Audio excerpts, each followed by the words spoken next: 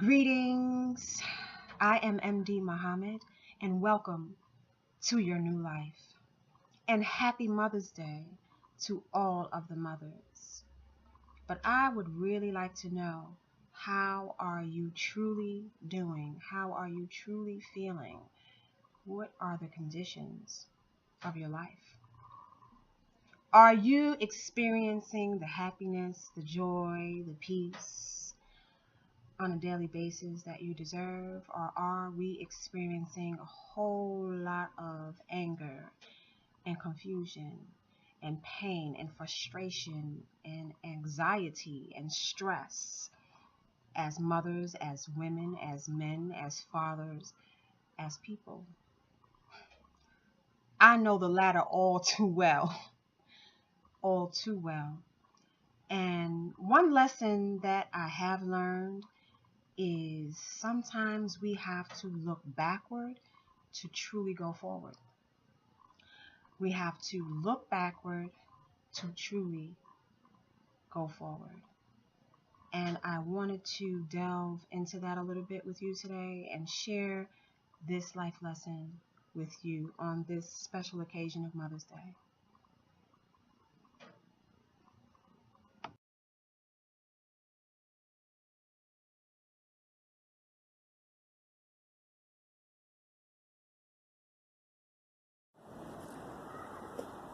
I know what it's like. I know all too well what it's like to be alone. To live inside a house that's just not a home. You see, I practically raised myself. You were there, but preoccupied, always preoccupied, needing a man, some man, any man by your side. Unfair. Hurt and confused from the beginning, been in situations that just made me more susceptible to being used. Given into twisted temptations, his love just a figment of my imagination.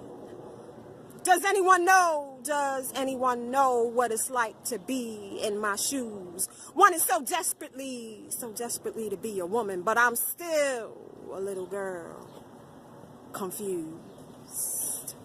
I wonder though, do I matter? If I do, then why so easily do my dreams you shatter? I never wanted a silver spoon in my mouth or my life given to me on a platter. I just wanted to matter. I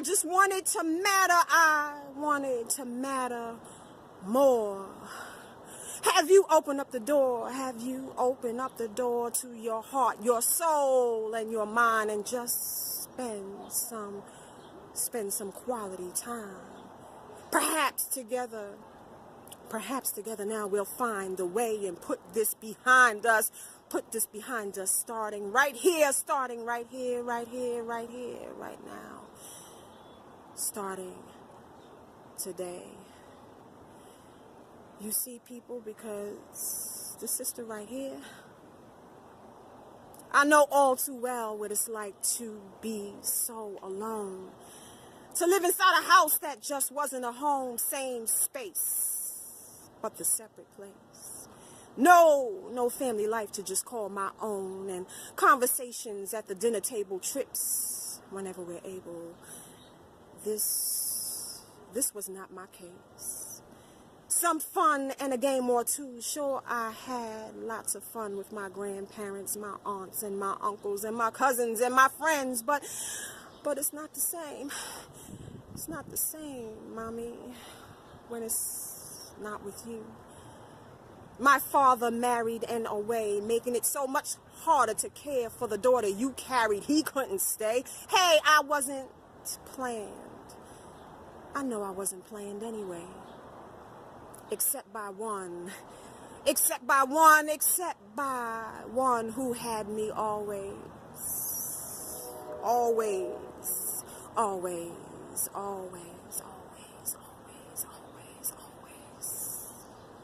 Always in his hand, preparing my way.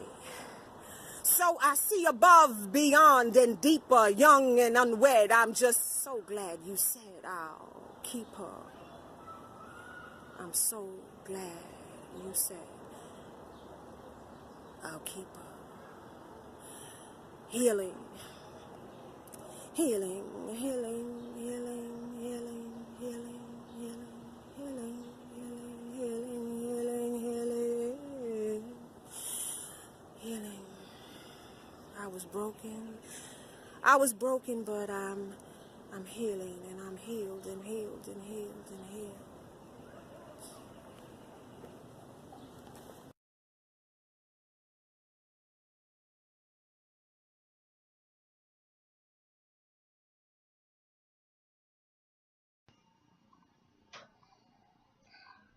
I expressed so much in that piece, and there's a lot more to it in my book, Sharing Sacred Sisterhood, Breaking Barriers and Healing Wounds. I wrote that piece quite some time ago, over 10 years at this point, even before my daughter was born, and I was just using, as I often do, my writing, my poetry, my journaling as a source of comfort, healing, introspection, reflection. And what you hear in that piece, of course, is the loneliness, the confusion, somewhat of the depression, the sadness, regarding my connection or the lack thereof at that time with my mom. As we've gotten older, we've developed that, but that poem, that piece was really going backwards, to delve into the feelings that I experienced as a child. And I just want to share a few brief snapshots of experiences so that you kind of get an idea of what my childhood or aspects of it was like. I remember one time getting off of the school bus, arriving home from camp, and going to the building and ringing the intercom, and no one answers, and apparently no one is home. I was no older than, I want to say 8, probably younger, but definitely no older than 8. And I'm ringing, no one's answering, and I'm 8 years old. So I said, let me go to my mother's boyfriend's house and ring that intercom. Perhaps she's over there. And of course, no one answers. And I'm alone, and I'm going back and forth trying to figure out what to do, and I have to use the bathroom, and I have to use the bathroom badly.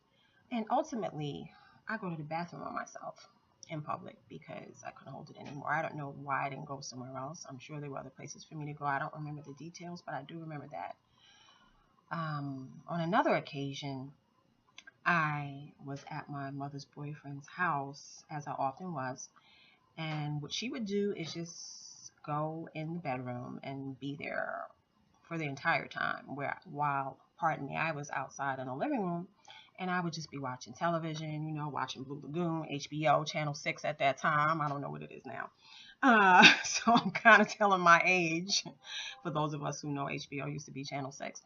And I'm hungry, as I often was, and I go to the refrigerator, and there's like cream cheese. There's no chicken, no rice, no meat, no milk, no juice, nothing. There's just cream cheese in the refrigerator, and that was the best cream cheese I've ever had in all my life, because that was all that there was for me to eat. And I was in the still, still in the same age range for the most part. I remember on another occasion, my grandmother calling me or reaching out to me. She only lived like 15 minutes away, so we were always, of course, in touch. She was awesome in my life and still is. And she asked me had I eaten, and I told her no, and it was like 8 o'clock at night, somewhere in there. So, she, of course, makes sure that I eat something. She brings me over to her home, which wasn't far, feeds me, makes sure I'm nourished, and takes me back home because, of course, I had to go to school the next day, and she was still working at that time. So I just have several situations, just to give you a snapshot of what my life was kind of like in my relationship with my mom as a young girl. And there are reasons why I'm sharing this with you all, and I'll get into that shortly. I remember one situation that really, really stuck out in my mind. My mom, came home from work, which she often did, and just went in her bedroom and closes the door.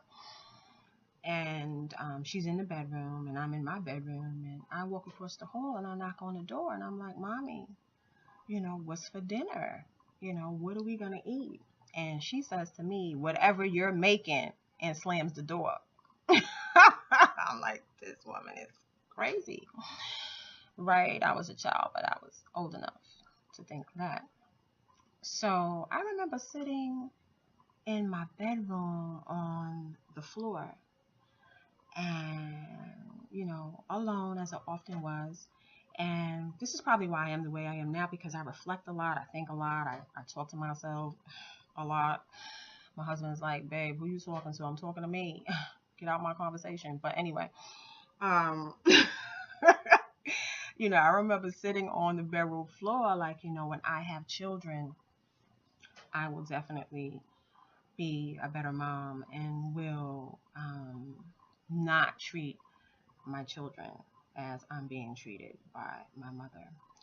I want to take this time, however, to honor, celebrate, and applaud my mother's growth, her authenticity, her openness, and her willingness to be vulnerable. I had a conversation with my mom and said, look, Mom, there's some things that I want to talk about, not just for me, but for others that I think can benefit, can heal, can overcome. I think there's a lot of people out here that can benefit and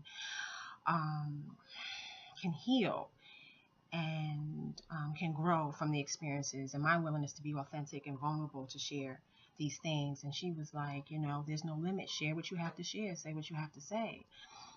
So we've grown so much, and I just want to applaud her on this Mother's Day and express my gratitude and my thanks and my love for my mother, as well as all of the awesome women that have been in my life, my aunts,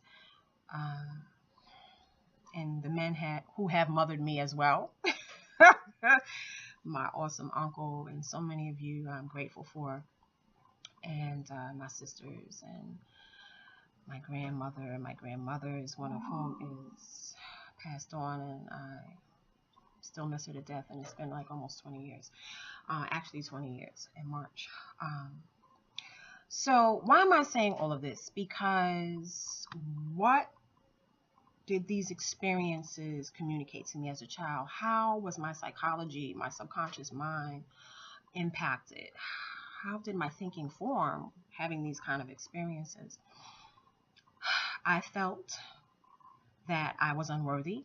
I was not worthy of love, not worthy of celebration, definitely not worthy of attention. Of course, low self-esteem, feelings of low self-worth were planted in my mind very, very early on because of that kind of treatment, that kind of relationship, or the lack thereof. So I was unworthy. I was not important. And yeah, that was my beginning. So that is what went on in my unconscious mind. I'm a child. What do I know about psychology and the unconscious mind and the seeds that are planted on, a deeper level in your thinking? I had no idea. I'm 5, 6, 7, 8 years old. You know what I'm saying? And I'm just trying to do the best I can with the cards that I was dealt. So I'm sure you can relate to that as well. But I want to talk a little bit more about how those subconscious seeds manifested in my adulthood and affected my adulthood and my growth into womanhood.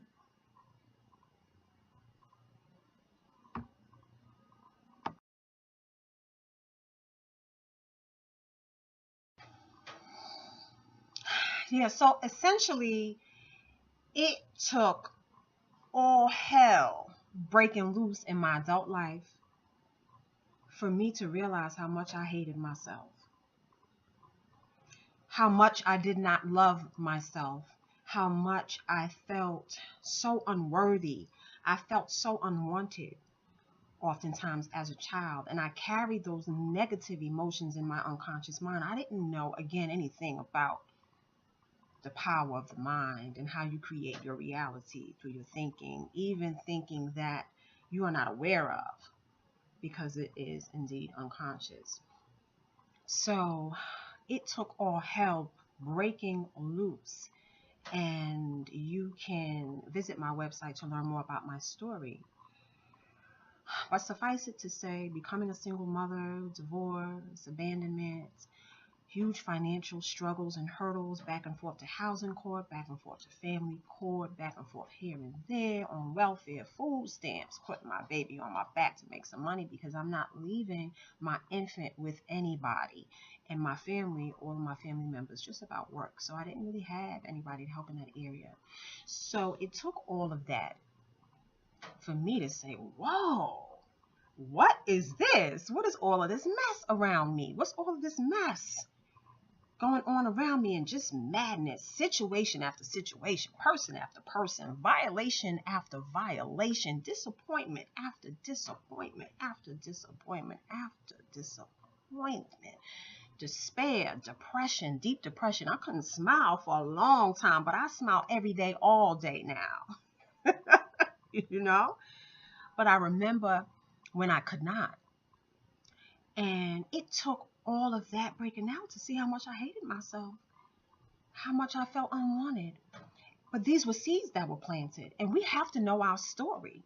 We have to go into ourselves and know what our story is so that we can uncover it, reveal what's going on a deeper level, and begin to change and rewrite our story to create a beautiful, indescribably beautiful, powerful, purposeful life. And that is what I have done and am in the process of doing, and want to empower as many as I can to do the very same. See, because even in my adult life, in every circle in which I found myself, in every circle or relationship that I functioned in or dysfunctioned in, I was not important. It was not necessary for the man in my life to put me first. It was not necessary for me to be a priority in any connection or relationship that I was in. I was unworthy of that. Maybe if I worked a little harder, maybe if I tried a little harder, people would like me, people would love me, people would gravitate toward me more. And I know some of you may be very, very surprised to hear me saying these things, because you would never think. When I talk to people, they say, I never saw that with you, ever, you know. And I can discuss that more often. I didn't see it with me either, honestly. I had to dig and see, well, what is this other stuff going on? You know, so it's important for us to know our story. It's important for us to know how to look backward and go forward, because we may find that a lot of things that are manifested in our lives as adults, the mayhem, the confusion, the anger, the stress, the strife, of course, a lot of times is a result of poor choices and poor decisions. But those poor choices and those poor decisions are rooted in how you feel about you and what you think about you, which, if you double back and go all the way back, that started somewhere with our parents. That started somewhere with mama. That started somewhere with daddy. And that's why it's so powerful a process to go backward and to look backward, to go forward. So I just want to wrap this up.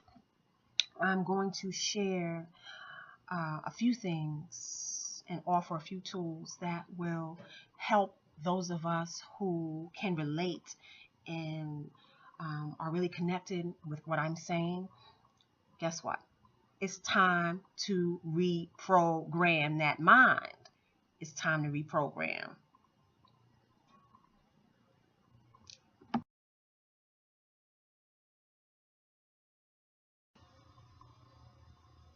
So let's talk about how we heal. Hopefully I can condense this because this has taken me years, many years. But I want to offer some of the tools, the resources, the thoughts, and the lessons, again, that I have learned and things that I have implemented into my own life and my own being and my own daily activity to empower myself and to move myself from where I was to where I am and where I desire to be. So some of the activities that I think are a good idea to implement, of course, is journaling and writing. I've been journaling and writing for a very long time. And I will do a video on the extraordinary power of writing and journaling. These are just some of my journals. These are not even some. This is two of many, many, many that are in my bedroom. This is actually the first journal. that I purchased to start writing in 2001, to revisit my writing, actually, I should say, as an adult. But so I would strongly advise, if you don't already journal, if you don't already write, implement a daily practice. I don't care if it's only 5 minutes. Longer would be better, but 5 to 10 minutes a day, just write whatever it is you feel, what you're going through, what you're experiencing. You will find it makes a huge difference. Just getting it out, okay? Putting it on paper. And oftentimes using your journal, go back in your childhood and record those experiences. And I'm telling you to do this for a reason, okay? And all of this has a connection with the brain and what we want to do to reprogram the brain and the mind. But write down, okay, what happened and how you felt about it then. But also give that event and those circumstances a new meaning. Reinterpret why that happened. Before, like I thought, it happened because I'm unworthy. It happened because I'm unwanted. It happened because I'm unloved. I'm not worthy of this or that, or I'm not important. I'm not special. Of course not. That's not why that happened. It happened because I have a unique purpose in life, and I had to have a variety of experiences to bring me to the person that I am today, so that I can do this video and talk to people out here who need to hear what I'm saying, who need to feel my spirit, and need to be impacted and healed and empowered by what it is that I have to say because of these experiences. And it is the same for you as well. So give your life new meaning. You have the power in your own mind to reinterpret why things happen to you. You tell yourself what something is. That's the power of the mind and the brain and of ourselves, because we are definitely divine. Okay, so we have that power within ourselves to reinterpret and rewrite our story. So the journaling is a huge activity that I've engaged in. You can do a timeline, be creative with it. Create a timeline and chart your experiences of childhood or even in adulthood, wherever you want to start or begin, wherever that pain is. You reflect on where that pain is and where you need to do a timeline, and you walk through that timeline and you walk through it. And as you walk through it, look at those experiences and how they impacted you, and just deal with that and sit with that, but reinterpret. Think, reflect. Why did this happen? Where's this taking me in life? What is my purpose? What was the purpose of that? So those are just two activities that I think are huge. The activity of the timeline, as well as the journaling, or even do a picture book. Get pictures of yourself when you were a child. What were you feeling? What were you going through? What were you experiencing? A lot of us have experienced all forms of abuse, whether it be emotional, physical, sexual. Reinterpret. And I don't care how horrific the pain was and is, even now in this present moment. I promise you, you have the power to take back your life, and to take back your life and move from victimhood into victory, and know and understand that there is power in pain. There is so much power in your pain. Take back that power. Take back the power that is in your pain and rewrite your story. You can engage in these activities or not. I'm just offering them to you as an option. Okay, for those of us that are artistic and creative and like to do a lot of hands-on things like myself, when I can possibly find the time to do them, which is a challenge for me, and I'm sure it is for you as well.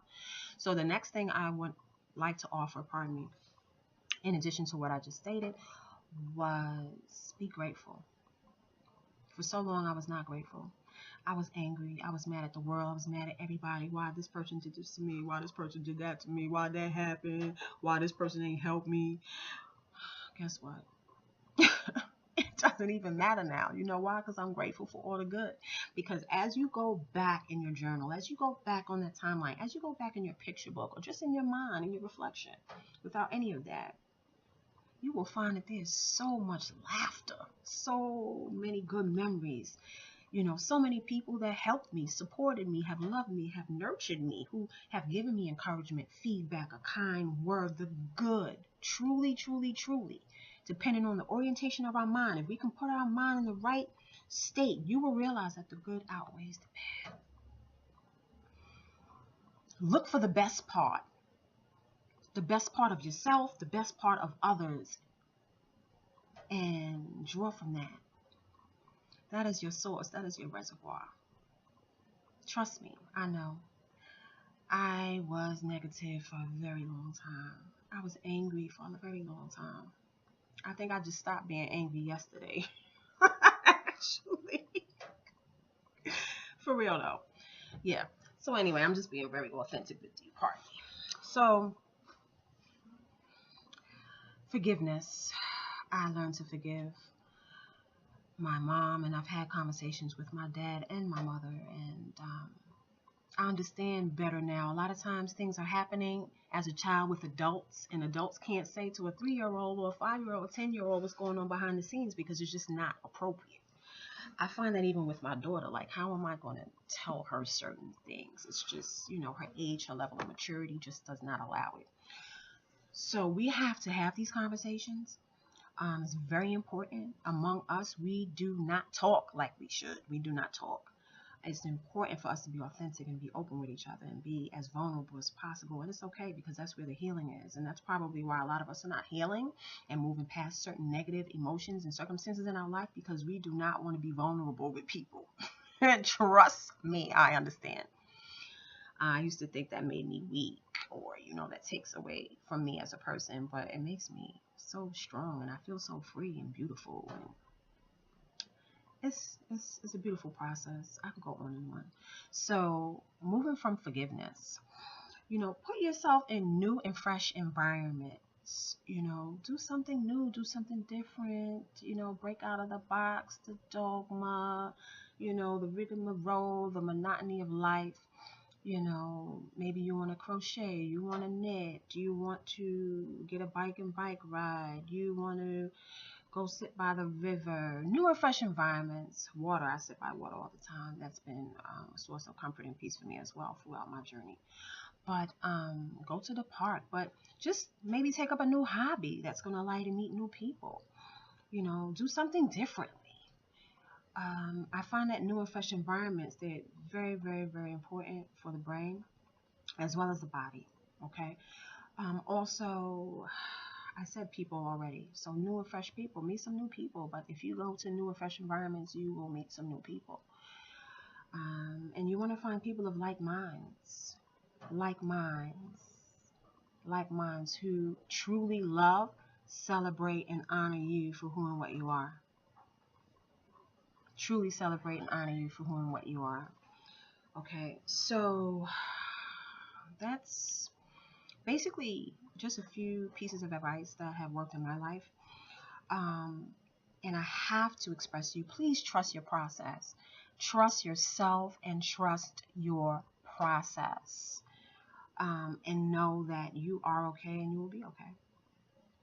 And just do the work internally that's necessary. Sometimes we have to shut out the external noise because there's so much of it, and you really have to spend time alone and going within yourself and doing the work that's necessary to heal and to overcome and to empower you. But that takes a lot of alone time. At least for me it has. And I think it does for everybody on some level. That introspection, that reflection. I definitely am a proponent of yoga. I have not engaged in Intensity. I have heard about it in a book called Healthy Brain, Happy Life. Dr. Wendy Suzuki, who is a professor at New York University. She has her own lab. She's a neuroscientist, which is another one of my deep interests, I guess, as a teacher. That would be. So I would advise that as well. Understanding the brain-body connection and using the body to heal the mind. Of course, I don't have time to go into that deeply, but take up some kind of workout, some kind of exercise, particularly yoga, something that's going to communicate to your brain how you want to feel. I want to feel happy. I want to be happy. I don't want to be depressed. I don't want to be sad.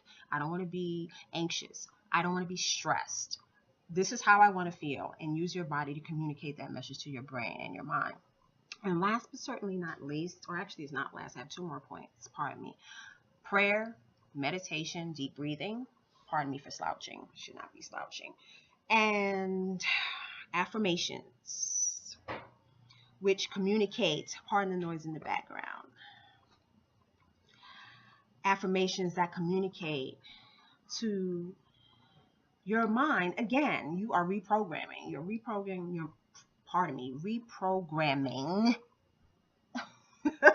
your mind for how you want to feel, who you are, who you desire to be, but you're speaking in the present. So one of the affirmations I began to say quite some time ago was, I am happy, I am healthy, I am whole, and I am free.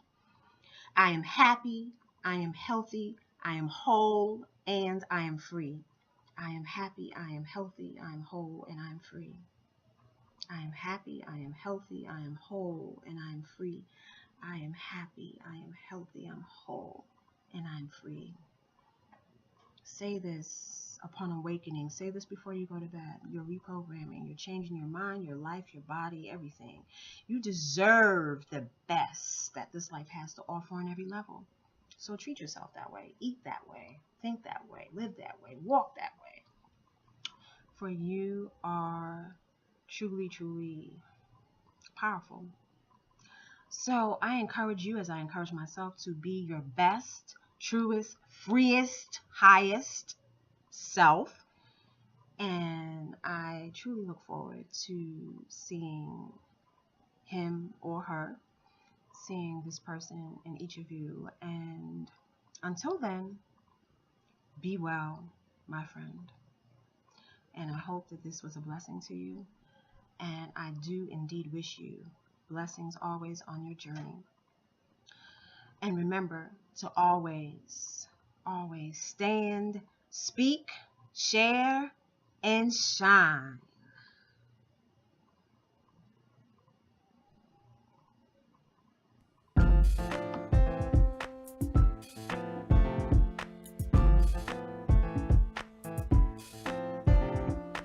Define divine, open up your subconscious, subliminal, deeper, spirit-filled mind to find the secret of God. For you, like him, are incomparably unique, antique, matchless, one of a kind, peculiar, bearing witness to his own individuality and originality, but somehow the lower lustful mentality has stopped us from manifesting his reality.